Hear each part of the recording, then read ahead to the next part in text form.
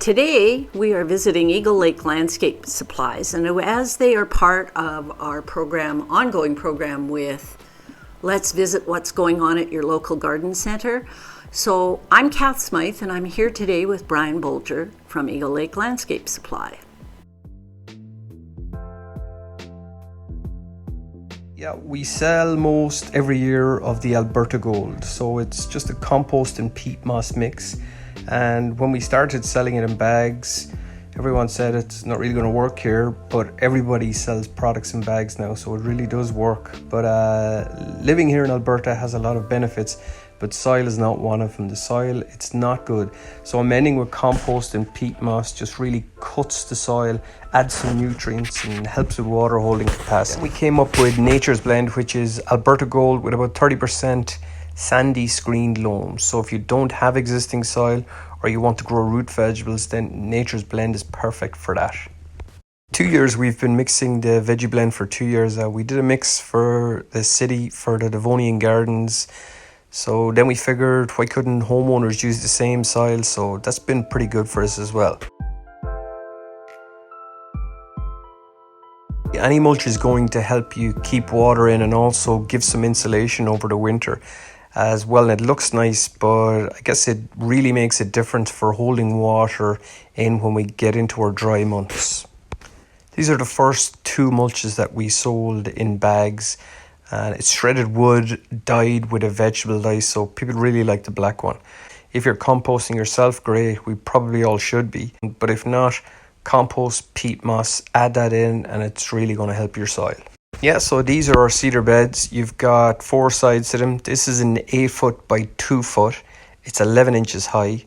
We also have a 2 foot by 8 foot and 5.5 inches high. The difference in height are basically the cedar boards are 1 or 2 levels. So we also do a 8 by 4 as well, a bigger bed entirely. And they've been a big hit this year.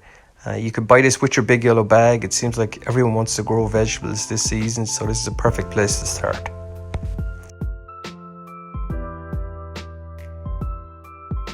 So we wrap the boards and they come in a little bag and they've got these corners.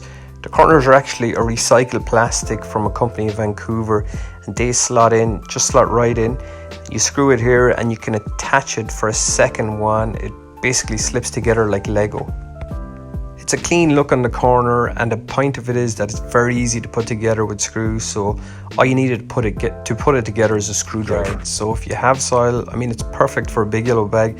It leaves you with some room left, and probably most of the soil that we're selling with these is our Nature's Blend, which is compost, peat moss, and a little bit of sandy screened loam. So we find people are growing carrots, potatoes, lettuce, tomatoes. That's our best all-around soil. It's a classic triple mix.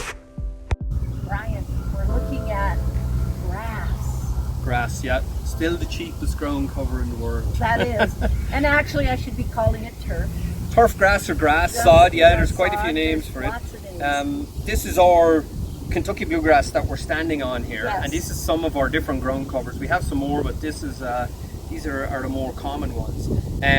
This is the bluegrass, which is yes. 4 different kinds yes. of bluegrass species in there, and that's your typical lawn sod, your golf. This is what you see on golf courses, and this is typically what you're going to see on a lawn. But is it just bluegrass, or does it have a bit of fescue in it? No, you know, we used to put some fescue in there, but yeah. the fescue can be invasive and it'll eventually take over. Yes. This is the same sod that a homeowner gets when they come and buy it from us.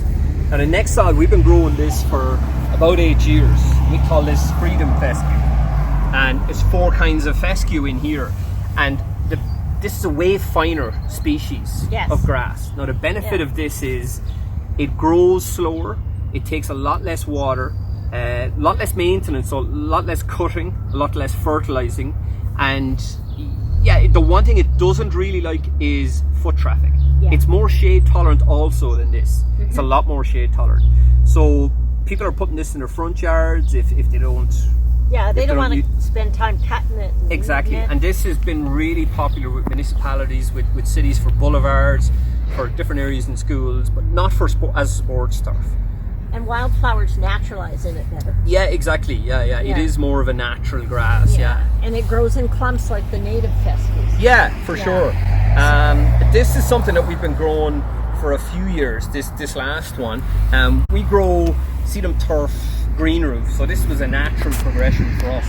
This has 10 different kinds of sedum, and the beautiful thing about this is they flower at different times. Yes. So this is grown outside at our farm in Strathmore, so it's not grown in a greenhouse, so it winters out there and it comes back every year. And a good thing about this is it's a great pollinator. It looks really pretty, but it's very tough. And the bees love it because they can get right down in and get a hold of the flowers, which is what they like. And the nice thing is it will flower at different times. Yes. Throughout the season, so you'll get different colours in it. In the fall, Yes. it looks beautiful. Well, with the red dragon's blood in it and the Camptus chaticum, it's beautiful. And for maintenance, once a year, it's pretty tough, so you can just run a weed whacker or a mower over it once a year just to keep it down. I love sedums. I like the fact that their root systems are shallower and the fact that you are growing it on a quar. Yeah, it's grown on a biodegradable cocoa core, Yeah, so that'll break down as it for sure. Yeah, and the roots have a chance to wrap to it properly, which Yeah. is really valuable for them. And it doesn't need a lot of water. It doesn't need a lot of water or a lot of love, but it just comes back all the time. It's so tough, Yes. which yes. is strange, but it's an alpine plant, so yeah. Well, and some of it's native here. Brian, here we are in front of Foothills Mulch. Yep. And this is probably one of the favorites, right? Yeah, do you know what? It's one of my favourites. I have this in my yard, Yes. and I just like it smells pretty good, but it's a little heavier. Yes. So it's Doesn't got bigger blow away. pieces. It's nice and dark, but people are really keen on the cedar mulch, and Yes. it's nice smell. It's nice and it's aromatic, and it's finer, but it stays down pretty good as well. Yes. In Yes. total, I think we have about 8 or 10 different kinds of mulch, but like mulch is going to do the same thing, right? Right. It depends on your personal preference. Well, and to me, it's a really good thing to do. The only thing I tell people, don't put it up against your trees. Yeah. Keep it away from the trees, but it's a really good product. It holds moisture in the ground.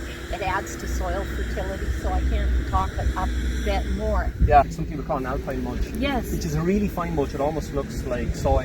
You see, in Montaigne way back was really, really popular. You could hardly get it. Right. And now it's a get back again. Why do you think that is? Because We got it back about 2 years ago because Yes. people were asking for it, and it seemed like everyone was talking about Vancouver Island. There's lots out there. yes, And they call it the gardener's mulch. yes, So because it turns into soil. quicker.